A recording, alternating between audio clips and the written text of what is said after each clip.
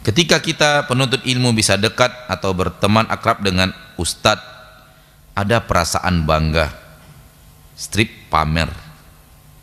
Bagaimana menghilangkan perasaan seperti itu? Apakah Mu'adz bin Jabal dan para sahabat merasa seperti ini juga? Soal bahagia dekat Rasul, iya, pasti. Karena di dekat orang yang kita cintai, kita pasti senang. Dan para sahabat benar-benar telah membuktikan cintanya kepada Rasul melebihi cintanya kepada orang tua, melebihi cintanya kepada anaknya, melebihi cintanya kepada istrinya, kepada suaminya. Cinta agama. Maka dekat orang yang sangat kita cintai memberikan apa? Kebahagiaan, itu pasti. Tapi kalau yang antum tanyakan, apakah dengan dekatnya Mu'adz kepada Rasul ada orang di sekitarnya dia lihat nih saya dekat dengan Rasul nih gitu ya? Kalau itu yang antum tanyakan, wallahu alam sepertinya tidak.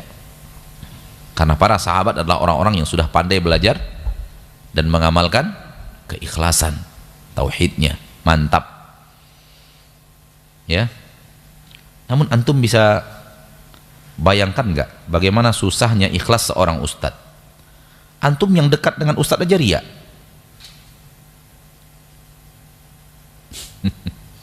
Paham nggak? Pertanyaan tadi kan nampak tuh, dekat dengan ustadz lalu merasa bangga, saya dekat ustadz loh, saya dekat ustadz loh, saya dekat ustadz loh. Antum dekat ustadz saja sudah riya.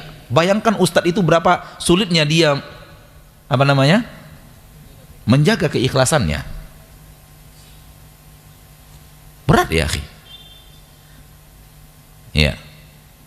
Dan tidak tertutup kemungkinan yang dekat ustadz pamer, artinya dalam artinya riya, ustadznya juga riya, bisa kemungkinan. Karena riya urusan hati, kita tidak pernah bisa tebak dan tidak boleh nebak, hanya dia dan Allah yang tahu dia ikhlas atau tidak.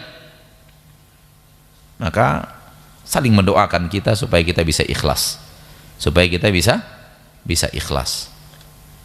Ya. Dan lihatlah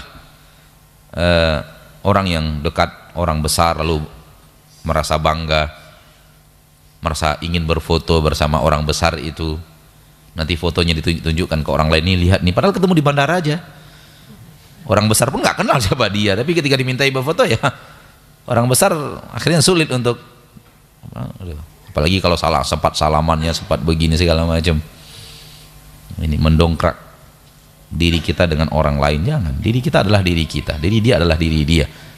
Dan inilah hebatnya agama.